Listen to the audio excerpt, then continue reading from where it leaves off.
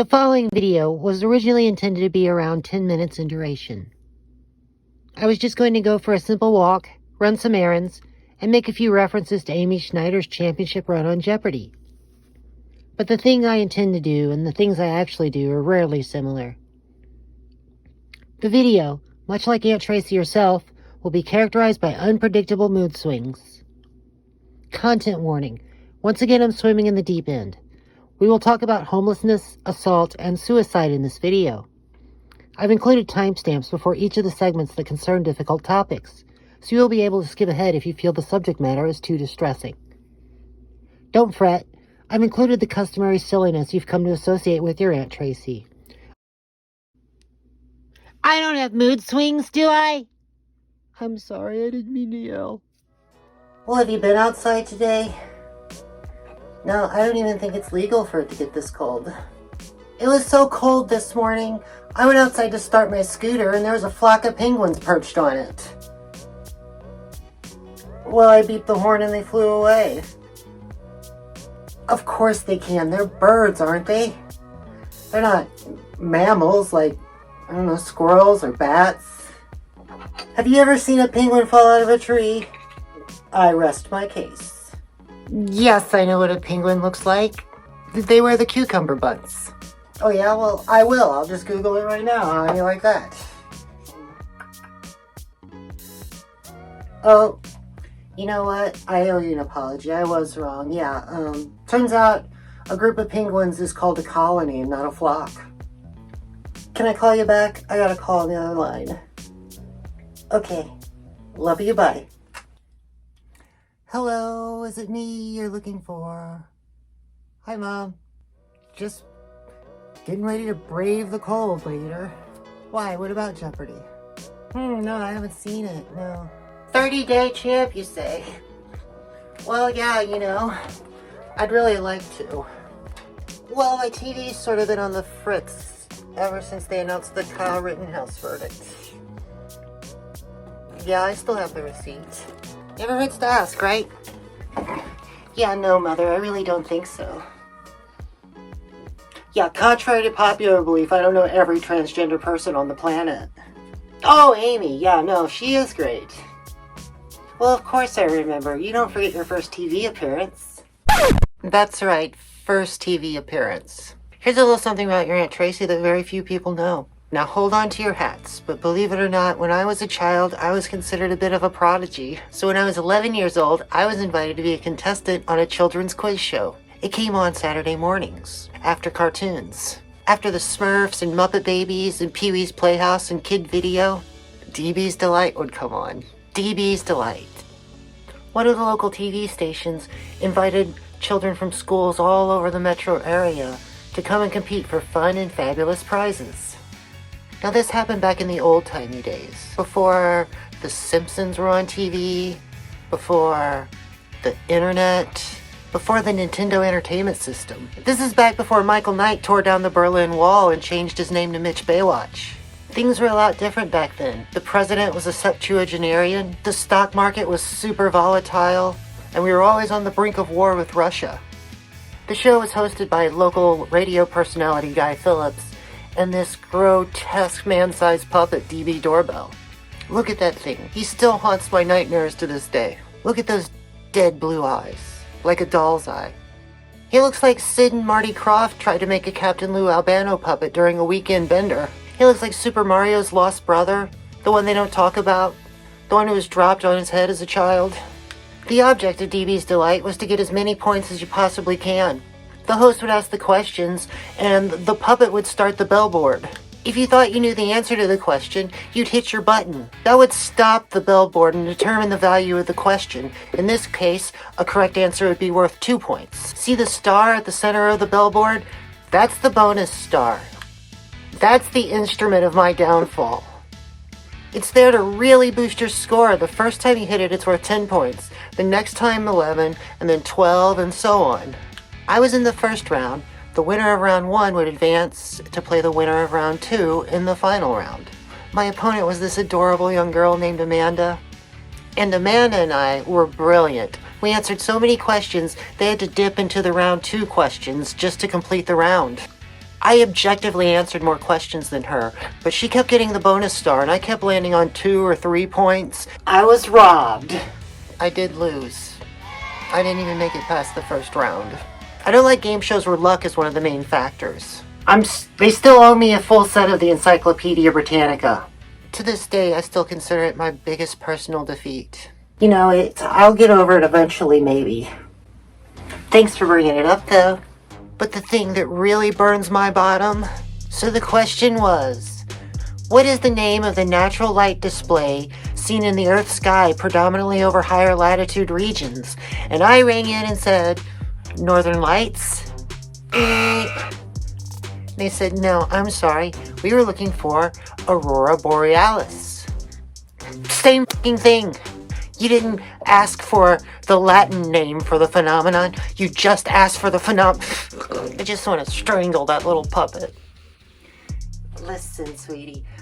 I gotta run. I got errands to do. Well, I have to be back before they drop them off at the bus stop.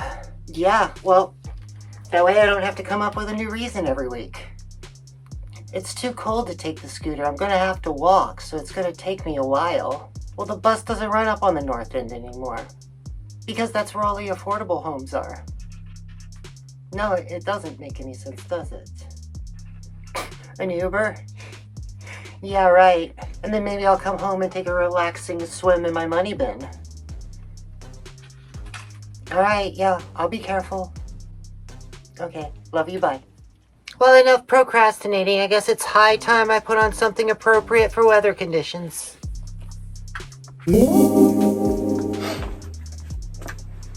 You know, the surest sign that it's freezing cold outside? My accessories don't even match my outfit, and I don't even care, as long as I'm warm. You know, I wish my mother hadn't brought that up, because now all I can think of is how much I wish I had a chance to redeem myself on a game show sometime. Oh well.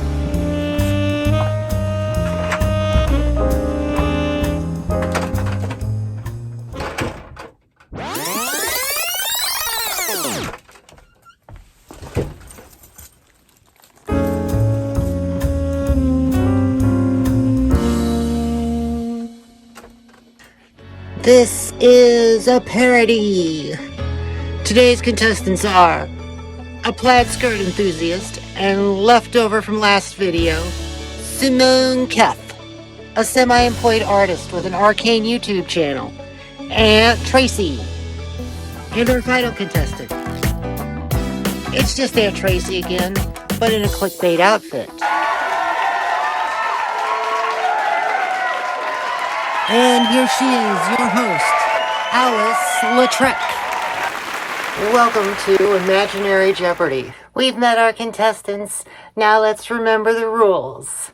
All answers must be in the form of a question. No hair pulling, no nudity, and no yo mama jokes. That's Daryl Hammond's shtick. Our categories today are USA, comic books, religion, women in history, cheap living, and finally, pertinent to this video. Pastor Simone, the board is yours. I'll take USA for $200. The U.S. National Anthem. What is the Star-Spangled Banner?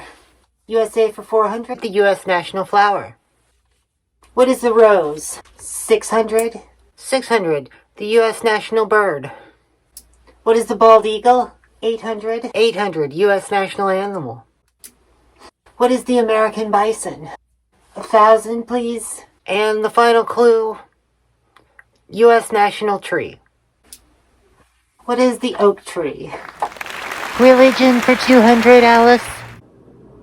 This religious, social, and political leader is seen as the founder of the religion of Islam.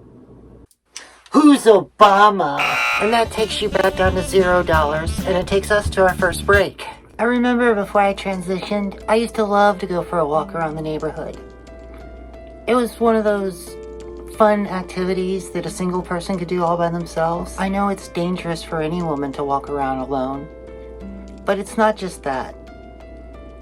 It's gotten, I don't know, depressing to walk around my neighborhood. I haven't seen anybody at the taco store for a while. I know the head shop is closed, but... Oh no. Yeah, they're out of business too. Well, where am I gonna go to get tacos? This sucks. You know, when I moved into this apartment, one of the best things about it was the location. But now I'm not even near anything anymore. Not anything that's open. I mean, I used to be able to go right across the street to catch the bus at the bus station. But now I can't even go to the bus station anymore. Why can't I go to the bus station anymore? Well, they closed the indoor portion of the station. I used to just go in there and hide in the ladies' room until the buses showed up. But once we all began having to wait outside to catch the bus, things got a little hairy. I picked up a stalker. He learned my routine and was always waiting for me at the bus station, both when I was supposed to get on the bus and when I got off. I still ride the bus, but I have to vary which stop I get on and off at. I have to walk to the stop further from my apartment before I get on, just so people can't pick up my routine and follow me around. It would be a lot faster if I just took the scooter. But I mean, it's freezing cold as it is. Can you imagine how cold it's going to be at 30 miles an hour? Nah, screw this. I'll just walk. It's really convenient for me to take the bus. Of course, I always get home before dark, and the bus stops running at 20 minutes till 7. So if you work the night shift, you're SOL. One good thing about riding the bus now is it's free to ride ever since the, YouTube doesn't like us to talk about the Iris Fay. You know, you can't buy a bus pass with your SNAP benefits. The thing I realized, though, once they stopped charging for the buses, no bus fare, is it's not like they were paying for gas or paying the drivers with that bus fare in the first place. That was a barrier to entry. Kind of like when I was a bartender. We'd charge a cover at some of the bars on some nights and not on other nights, just to keep the riffraff out. On the assumption that if you couldn't shell out $5 for the cover charge, you were probably trouble. Don't get mad at me, it wasn't my idea. I was just the drink slinger. But yeah, I figured that out about the barrier of entry to riding the bus. One morning when I was out running errands, and it was pouring down rain, cats and dogs, and the bus was just full of people with all of their belongings and grocery bags, just looking for a place to keep dry. Give me religion for 400. This is the first commandment in the Bible. What is, thou shalt have no other gods before me? Oh, I'm sorry, no. What is, be fruitful and multiply? I'll take religion for 600. Born of a virgin on December 25th, he is said to have been crucified and resurrected after 3 days. Who is our Lord and Savior, Jesus Christ? Who is Attis? Religion for 800. This Egyptian god was given a golden phallus after his penis was thrown into the Nile and eaten by a fish. Who is John Wayne Bobbitt? Not even close. Who is Osiris? Religion for 1,000. The only book in the Bible that mentions God laughing. What is Psalms? That's correct. So let's get our plan together, Tracy. First ATM, then library, pick up comics, go to the laundromat, get back here. I realize I don't know these people, but I worry about them all the time. I see them almost every day. They're so vulnerable sleeping out here, not just due to their exposure to the elements, but also there's just a complete lack of safety. If only they were building somewhere in town where people could stay out of the cold.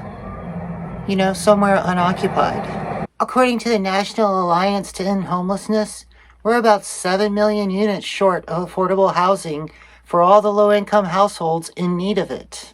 And that's really what's driving homelessness in our neighborhoods. A full 39% of those who are homeless don't have a shelter bed, so they're living on the streets, or in encampments, or in vehicles. Places just not meant for human habitation. But the problem with people living unsheltered, it's not about substance abuse or mental illness. It's all about affordable housing and low wages. Those who are chronically homeless are most likely to be in these circumstances. 66% are without any shelter at all.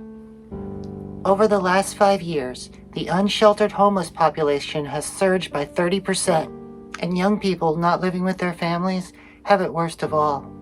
50% of unaccompanied homeless youth are unsheltered. Individuals experiencing homelessness all by themselves are particularly vulnerable. Between 2019 and 2020, nationwide homelessness increased by 2%. That change marks the 4th straight year of incremental population growth. The economic forces that result in people living unsheltered in our city. These are violent forces. We call this predatory inclusion, not allowing people access to the necessities of life unless they submit to compulsory labor, being exploited 9 to 5, without ever seeing fair compensation equal to the value that we're producing. Nearly 34 million people in the United States live in poverty. As a result, they struggle to afford the necessities, things like housing. It's estimated that nearly 500,000 people in the United States are homeless on any given night. Homelessness has been on the rise every year since 2016. The Supplemental Nutrition Assistance Program, or SNAP, was formerly known as this. What is the Food Stamp Program? That's correct. This crime is classified at base level 29 and could result in up to 9 years in prison. What is voluntary manslaughter? You got it. This crime is base level 24 and can carry up to 5 years in prison. What is aggravated assault with a firearm? Correct. And we also would have accepted abusive sexual contact with a child under 12. Selling your SNAP benefits for cash is a felony level charge and could result in this punishment. What is fines up to $250,000, up to 20 years in prison, or both? Correct answer. Pick another category. Sometimes I run out of guesses for my ATM code. It's just really hard for me to remember a random sequence of numbers. Okay, we're gonna get it on the first try this time. I believe in you, Tracy. Right, here we go. First try. Yes! Thank you, Cash Robot. My father has a really bad memory. I think I come by it naturally. He's always having to ask my mother how old he is. I'm not even married. When I forget how old I am, I have to call the hospital to find out. Don't laugh. I mean, it's really easy to forget a new number. You know, you get used to being a certain age for 3, 4, 5 years, and then suddenly you have to adopt to this totally new number. Okay, here we go. Off to the library. So, you can just come in and borrow a book anytime you want. Or a movie. Why can't people have a place where they can just borrow a bed for the night? Or borrow a space heater? Or borrow a car? Okay, checking out the books without having to make human contact. Love it. Thank you, Book Droid. Okay, next stop, comic shop. What's the quickest way to get there? Okay, we're back. And now I'm told I'm obligated to get to know our contestants a little better. Simone, what brings you here today? Hi, thank you, Alice. Yes, I'm here playing for the glory of God. And also, I am here to execute terrible vengeance upon the Tracys, to punish them for what they have done. And when I have inflicted my revenge, they will know that I am the Sovereign Lord. And Aunt Tracy, what are you playing for? Thank you, Alice. I'm here to try to make up for my childhood shortcomings. And clickbait, Tracy, why are you here? I'm here to be eye candy, Alice. La la la la la la la la la la. La la la la la la la la la la. You know the funny thing about Smurfs? Like, I understand why Gargamel couldn't catch Smurfs. He's an old man in a sweater dress. But what was wrong with his cat? No, Victor could catch Smurfs. If you let Victor loose in Smurf Village, there'd be more blue bodies strewn about that place than the aftermath of the Titanic. It would look like Churchy Smurf spiked the punch. Victor catches everything. Mice, lizards, insects. Victor could play left field for the Twins. Victor can even catch flies. He catches flies like mad. Victor catches flies like Mr. Miyagi covered in honey. And time for comics. I'll take comic books for 200, please. This time-traveling Flash rogue corrupted the Speed Force to gain his metahuman abilities. Who is Professor Zoom? Who is the Reverse Flash? That's correct. It's the same. That's the same guy. Look, I have his first appearance right here. It's the same guy. Judges? Oh, I'm sorry, no. I'll take comic books for 400, please. A trusted leader of the X-Men, she has the power to control and manipulate weather patterns. Yeah, who is Storm? Who is Aurora Monroe? That's correct. Choose again.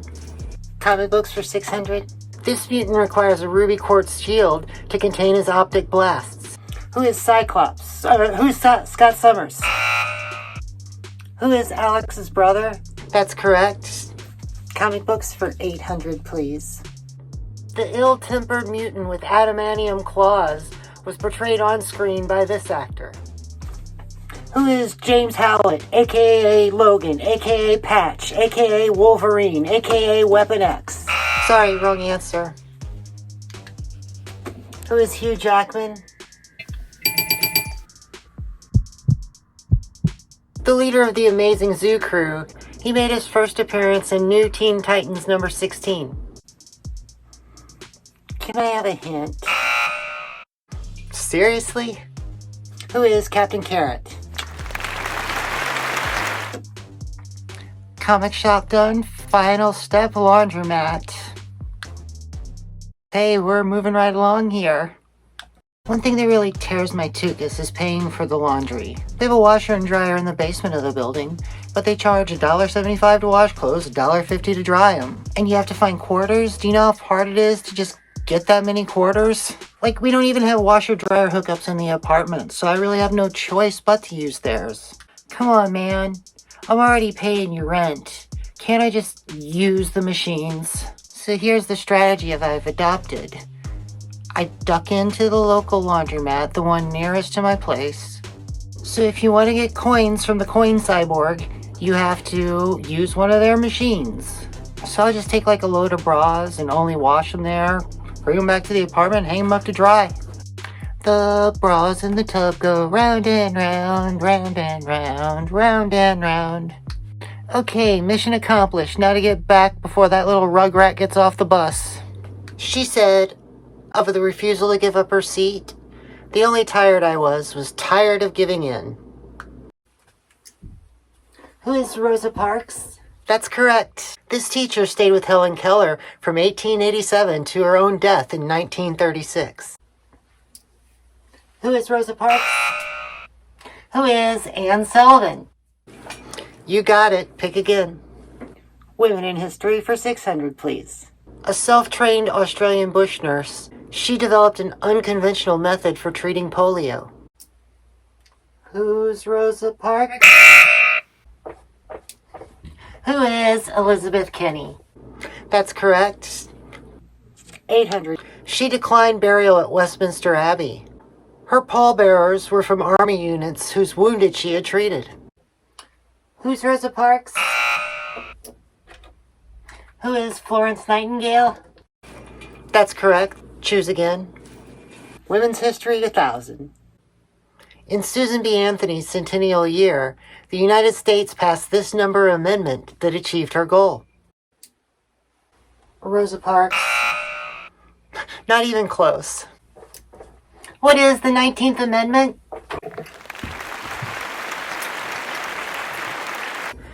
I need to powder my nose. Hey, Tracy, look. She left the answers on the desk. Go take a peek. We could really use the money. I'm here to redeem myself from game show infamy.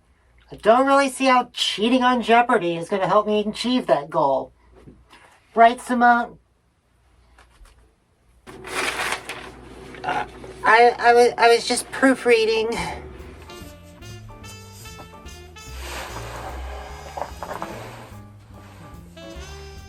Don't worry, folks. This is not a video encouraging people to cheat. What we're doing here is recreating an experiment by Tim Levine at the University of Alabama. Hi, Kitty. In this experiment, a student would be asked to take part in a trivia game to win cash prizes. The student would be given a partner for the game, somebody who was in on the experiment. At some point, the quiz master would leave the room and leave the answers on the desk in full view of everyone. Then, the student who was in on the experiment would encourage the other student to get up and go look at the answers. To go just have a peek, to go ahead and cheat. Some of the students would cheat, some would decline. Later, after the quiz was over, they would re-interview the students and record the interviews and ask them straight up, "Did you cheat while the teacher was out of the room?" Some people would say, "Who, me?" and lie about it. Others would admit to being caught. And this, my friends, is when the true experiment began. My papers have been moved. Did somebody peek while I was in the ladies' room?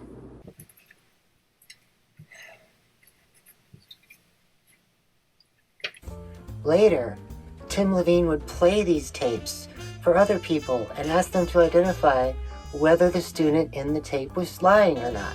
The results were fascinating. As it turns out, humans are very good at spotting when someone is telling the truth, but not so hot at knowing when someone is lying. This is due to what they call the truth default theory, in which people are disposed to believe someone, to take them at face value, to assume they're telling the truth, until there's a preponderance of evidence otherwise. So if you've ever known someone whose partner was cheating on them, and then looking back on it, they said, "How did I not spot the signs?" It's the truth default theory. And just why are people so inclined to believe everyone is telling them the truth? We get something in the trade-off between truth default and the risk of deception.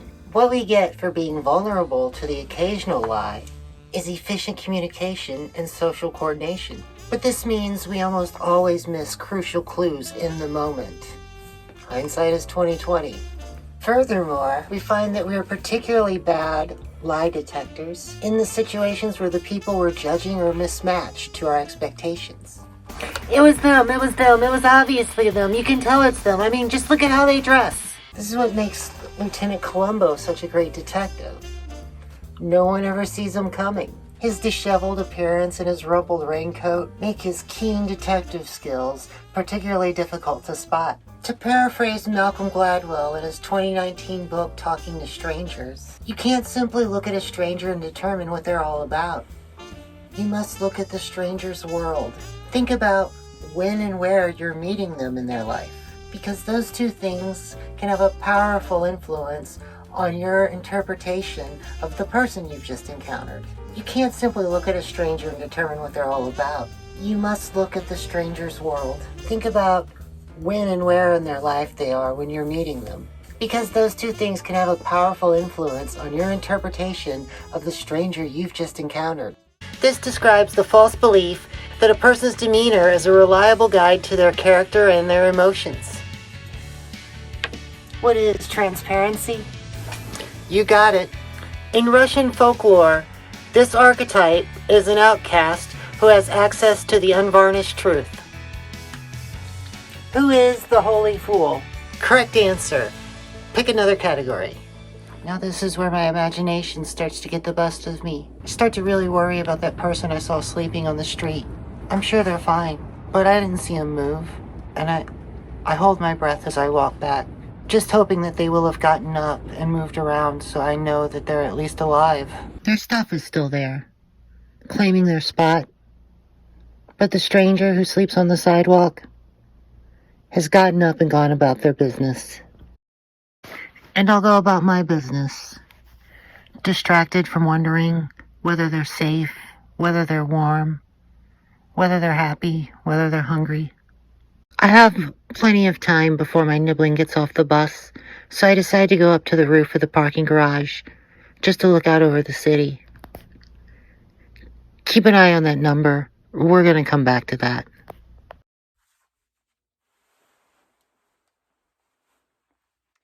In the spirit of a Jeopardy board, this video is covering a lot of different subjects, but now we're going to talk about something that can be very troubling for some viewers. This is the portion where we talk about suicide. So here's a timestamp if you want to skip over this part. I understand. Too often there's an assumption that when people think about something as serious as suicide, they can be very hard to stop. That they've already made up their minds and they're determined to see it through. But just doesn't seem to be the case. When we talk about in this video that you must think about when you're meeting a stranger, the place and time that you're meeting them, that's because very often people's behavior is tied to a particular context. And that includes behaviors that are harmful. Coupling is the idea that behaviors are linked to very specific circumstances and conditions. The very top of the garage, the top floor, it's closed, boarded up. I was here the day a man threw himself off the top of the building. I still can't talk about it. Psychologist Richard Seiden followed up with 515 people who between 1937 and 1971 tried to jump off the Golden Gate Bridge, but were unexpectedly restrained. Just 25 of those 515 persisted in ending their life in some other manner. So overwhelmingly, people who wanted to jump off the Golden Gate Bridge only wanted to jump off the Golden Gate Bridge at that time and in that moment. That's why it's so important for people to have someone they can contact during a time of crisis. The number for the suicide prevention hotline is being included right here in this video. Never forget, you matter. You're irreplaceable. I like to come up here and look out over the city and get a different perspective. It reminds me that things that seem really big aren't. Tough times never last, but tough people do. I watch for a while other people running their errands so that they can get home to see their partner, their children, their nibblings, their cat. The idea that behaviors are linked to very specific circumstances and conditions. What is coupling? That's correct. I'll take cheap living for $200. You're allowed to do this twice a week for money at about $30 a pop. What is donate plasma? That's correct. This is the reason why donating plasma is unavailable to Aunt Tracy. Is it because she's an insatiable slut? What is anemia? Not driving a car. It can make just simple errands become all-day events. I mean, I'm fortunate I still am able to get the places I need to go. But, like I said, I have to be very careful. I try to keep my excursions to a minimum, and I never go out at night anymore. I had an incident once. See, I'd broken my own rule about going out after dark because the National Weather Service was calling for a terrible snowstorm overnight, and I needed to run down to the drugstore and get a few supplies. The weather had already taken a turn, so I figured, what are the chances that I'll see anybody? Not really thinking that if I did run into trouble, there wouldn't be people to cry out to for help. How much did it snow that night? Well, here's the bench outside the next morning. As I was coming back, a man started to follow me, and he was inebriated. He had a thick accent, and that plus being drunk, I could barely understand a word he said. He wouldn't leave me alone. I tried to walk faster, he just kept on. He had his bottle, and he was trying to get me to have a drink out of it. I didn't know what he wanted. The snow had started falling pretty good, and we were getting closer to my apartment, but started to get more and more scared because you have to push a code to get into the door, and I didn't know how I was going to manage to get inside with him following me. I saw he had bare hands, so I gave him my gloves, hoping that that's all he wanted and he would leave me alone, let me just walk by myself the rest of the way home. It was a lot harder to talk about than I thought it was going to be. Okay, so we got to the parking garage that's near my apartment, and that's when he grabbed my arm. I spun him around out of it, and he let go. Then he grabbed my arm again hard. So I spun my arm around again another time to get him to let go, and that's when he grabbed me around the waist and pulled me, and we fell against the wall, and I pushed away from him, and I ran across the street. I didn't know what I was gonna do. I mean, I had my pepper spray on my keychain and I had it out, but I didn't want to hurt anybody. Who was I gonna shoot in the eye? Luckily, my landlord was in front of the building putting salt down on the sidewalk, and I ran to him. I ran up to him and I said, "There's a man after me, please, just let me in." And he opened the door and he watched, and I came inside and I was safe. I saw the man again about a month later, and he had this big smile on his face. He was happy to see me. Like nothing was wrong. He was like, "Hey."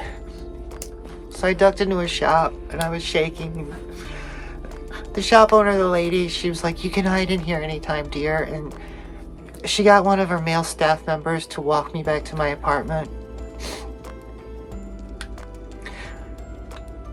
I've seen the guy around from time to time since.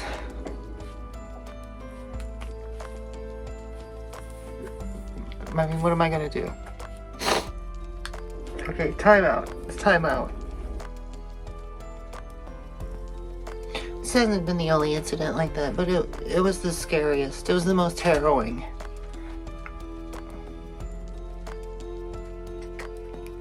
I'm so anxious around strangers these days, because the way strangers react to me is wildly unpredictable and completely inconsistent. And it can change on a dime. I've had men whose demeanor has gone from amiable to ominous the minute they put it together that I was trans.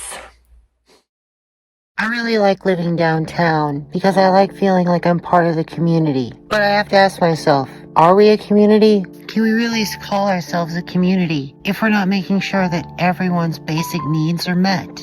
I don't see any reason why people can't be provided with water, food, shelter, health insurance, the things they need to survive. I can see the comments now. But Aunt Tracy, we need steel and concrete for those things. We need workers, and we have to pay them. But I bet we could find those things, if we're willing to try. I have a friend, an internet friend I talk to who lives in Germany, and he has an apartment about the size of mine. He doesn't pay rent or anything.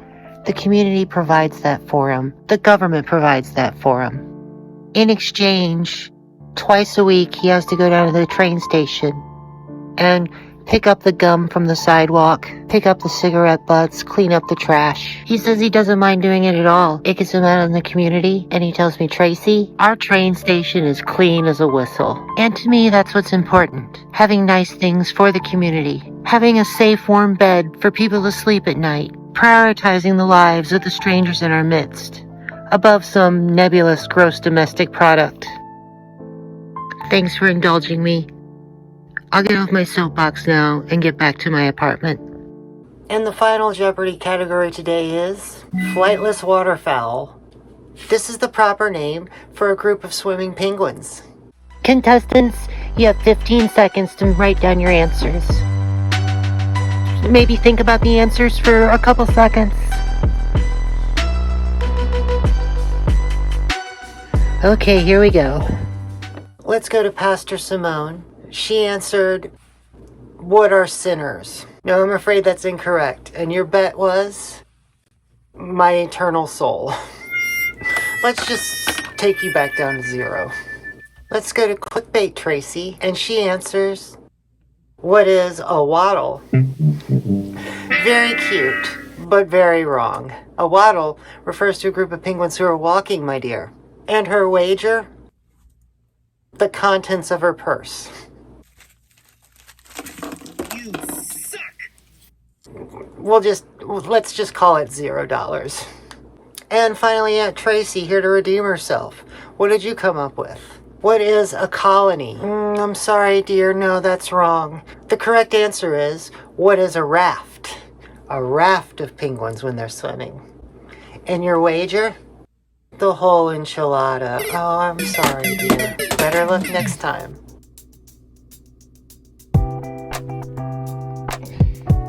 Alright, we're done here. I've had it.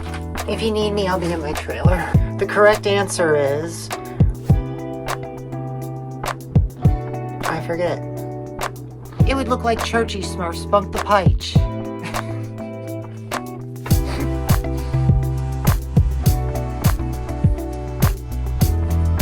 Well, I'm glad she's doing well. Oh no, I remember. You don't forget your first TV appearance.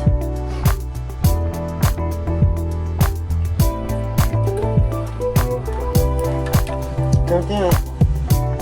This was back before Michael Knight destroyed... This is back before Michael Knight tore down...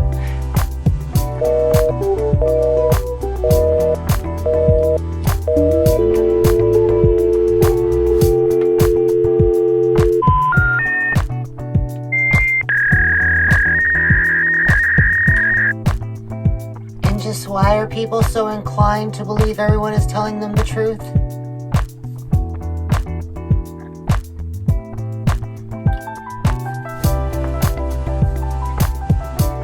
The idea is, he made his first appearance in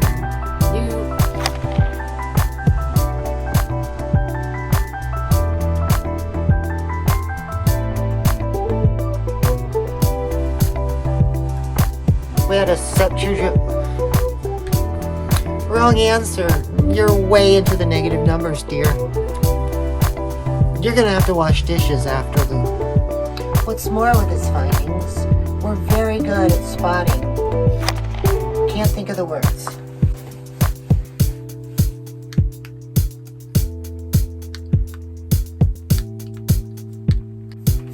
Come on, kitty kitty.